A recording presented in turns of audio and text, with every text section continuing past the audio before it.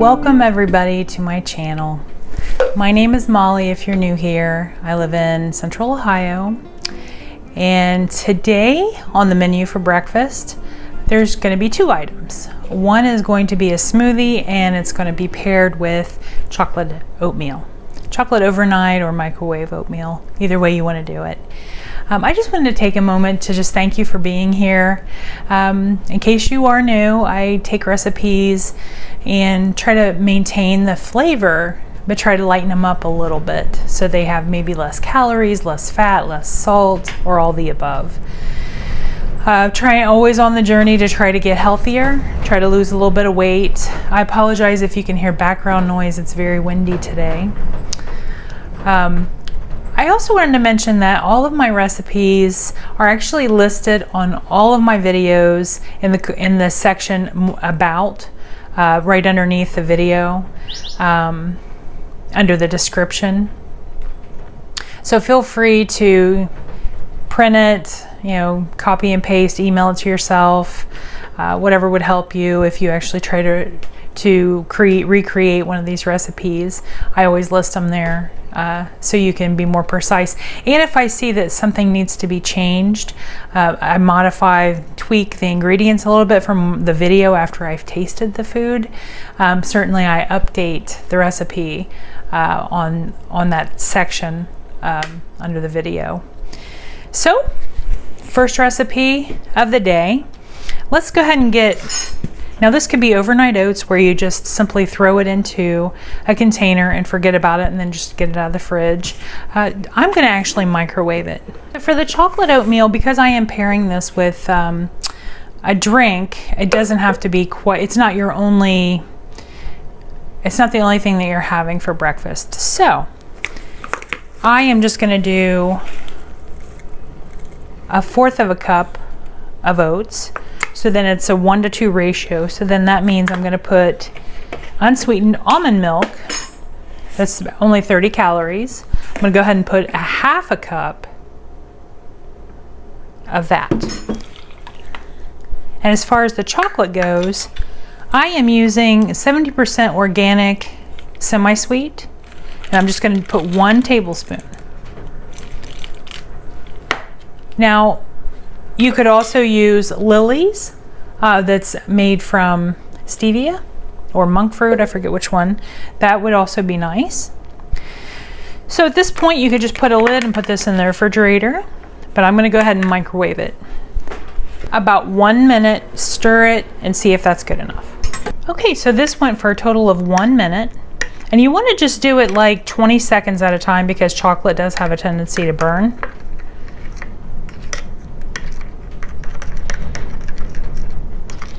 So this has turned into very creamy chocolatey oatmeal.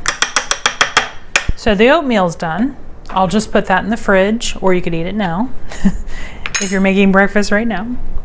And then the next item I'm going to make to pair with the chocolate oatmeal is going to be chocolate ginger pear smoothie. So the best thing to do is actually, I'm taking 1 whole pear. You might want to cut it up and put it in the freezer if you're eating it right now, because it would make it like really cool and crisp and taste good. I'm going to just put this in the fridge with the oatmeal for tomorrow morning. So that's 1 whole pear, and then I'm putting just a small little chunk of real ginger, raw ginger, and 1 more tablespoon of the 70% semi-sweet chocolate chips. Now for this, I'm going to put 1 cup of unsweetened almond milk.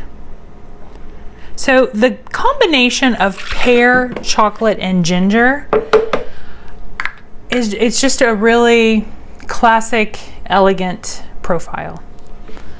So this is when you want to use your blender or Vitamix. And I'm just going to blend it up until creamy. Okay. And look at this.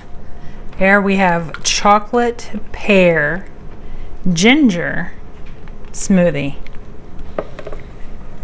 The perfect amount to go with the chocolate oatmeal. So this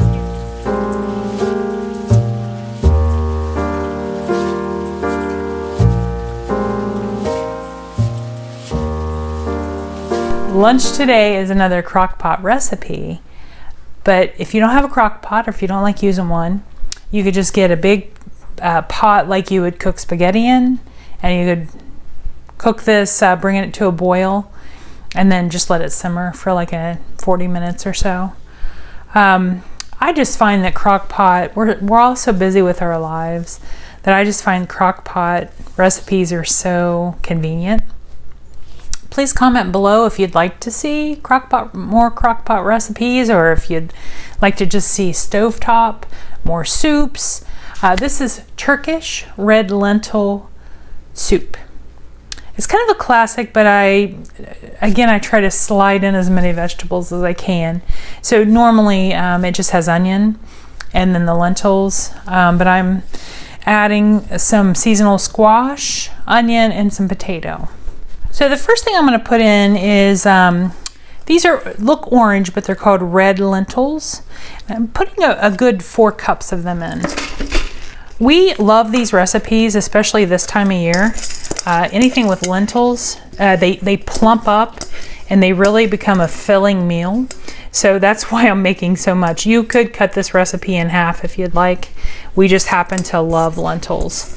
It has like a very hearty taste to it. Especially I'm adding potatoes. So 2 cups of sliced up potatoes. You can already have them roasted. I keep some roasted in the freezer, or you can just have raw. They will actually cook. They just won't be as soft. And then 1.5 cups of just raw chopped up squash of your choice. I found this really interesting kombucha. I'm not even sure how to pronounce it. It's just a different kind of squash. And then about a generous cup of onion. And then 2 cans of drained and rinsed tomatoes. Now I did want to mention also with your lentils, make sure you rinse those off and pick them. Sometimes they'll have like little sand particles or things that could actually almost snap one of your teeth. So just keep that in mind. And then I rinse the tomatoes off, try to get all the sodium, any residue that could be in the container. Putting 3 garlic cloves. Okay, I'm also going to add 2 tablespoons of balsamic vinegar. Just adds kind of a pucker to it.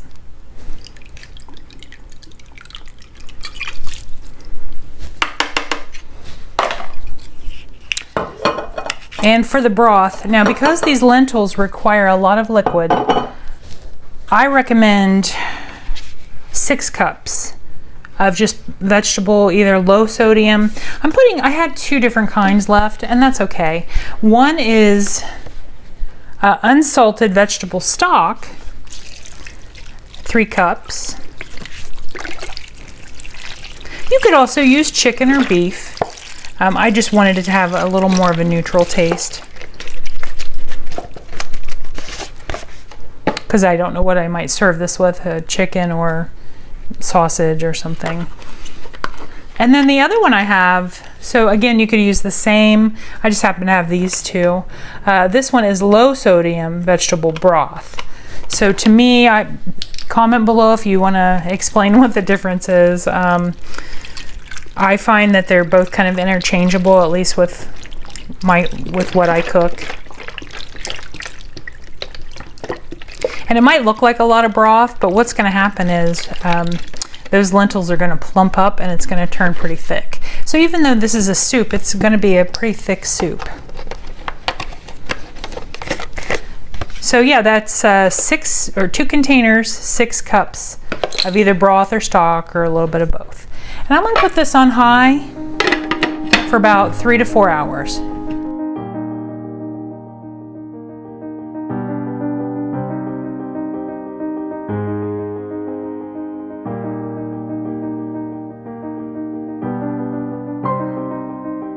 So for dinner tonight, I am super excited to show you a diner classic that I've been making lightened up for quite some time. It's kind of my way of shoving as many vegetables into one dish as I can. This is a classic meatloaf, but wicked gingerbread style. I include mushrooms, tomatoes, onions, and today I'm using 99% lean ground turkey. You could use ground chicken. You could use lean beef if you'd like. I'm using 2 pounds. Now, one thing I wanted to mention, you can cut this recipe in half. You are going to, for best results, you're going to need a bread pan. I actually make 2 loaves. We like this so much, and I freeze it. Once I make this and it cools off, I cut it into generous slices, and then we freeze it on a flat pan in the freezer, and then I put it in a Ziploc bag. So we'll have this for 2-3 months out. It's a great way. It's like a microwave meal, but homemade. So I also wanted to mention that we're going to mix this by hand. If you can, I would recommend trying to have some gloves on hand. It's good to keep some gloves in your kitchen anyway, because there are a lot of recipes, meatballs and just all kind of things that cutting onions, cutting jalapenos that you might need them for. So let's get started. Oh yes, by the way, I'm also using, you could use breadcrumbs, you could use panko. I'm sticking with my 35 calorie bread, and I'm going to use 6 slices. Okay, so the first thing in is going to be 2 pounds of lean ground turkey. I recommend 98, this is 98%. If you can find 99, even 97, that would be great. And I've got my oven preheated to 375, so you might want to go ahead and get that started as well. I'm going to I like garlic. You can put as little or as much in as you want. I'm actually going to put 3 cloves of garlic. So for the vegetables, I have drained and rinsed a 28-ounce organic chopped tomatoes. Make sure you rinse it, drain it. I also have about 2 cups of sliced mushrooms. It could be portobello or white. About 1.25 cups of onion. I'm just using white onion. Going to use 2 tablespoons. Again, I'm doubling the recipe. 2 tablespoons of cumin.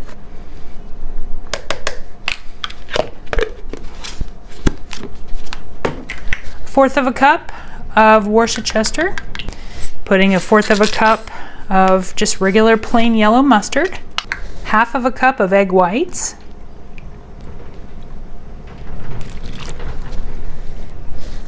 And 1/2 cup of unsweetened almond milk.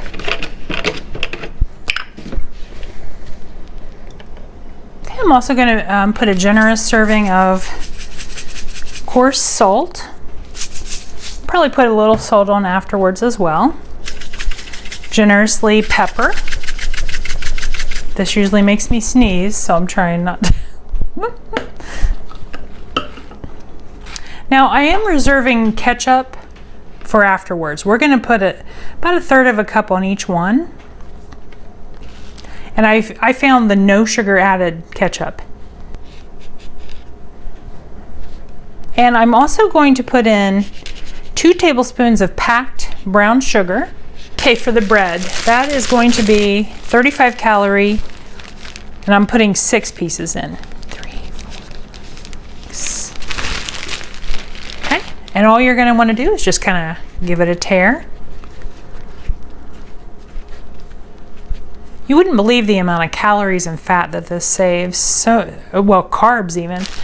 So much bread is chock full of carbs and calories, so just by this one ingredient you can enjoy meatloaf a lot more. And you could put in your own favorite vegetables. I just happen to like the flavor profile of onion and mushroom along with the turkey and the Worcestershire and ketchup and mustard. I feel like it almost tastes like a hamburger meatloaf. Okay, and then this is where you'll probably want to go ahead and put your gloves on. You want to just mix it up and then try to make it even in your container.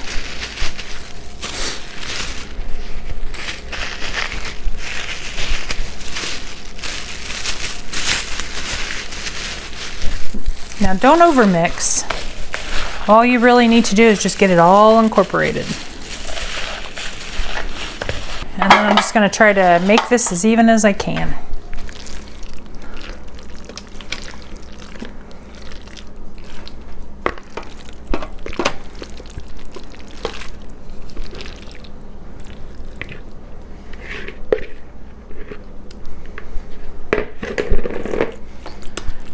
And you want to just try to flatten it out so it bakes evenly. So another tip that I would like to mention, even though these are in their own containers, sometimes the juice or grease, depending on what meat you're using, will bubble over. So I always put this on some kind of a cookie sheet with some kind of a like wax paper or spray. In case it does, it's easier to clean up. Okay, so I've preheated the oven to at 375. This is probably going to bake for about an hour, but in about 40 minutes I'm going to check on it, and that's when I'm going to put the ketchup. That's about 1/3 cup for each one. So the meatloaf is done, and I just wanted to show you it turned out really nice.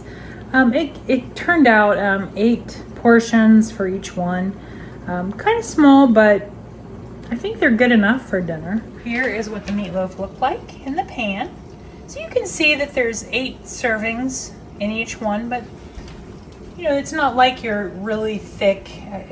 Our portions seem to be kind of out of control anyway. So I think that's a decent portion. This is 2 portions here. And then I'm just going to drizzle a little extra ketchup. Make it look pretty.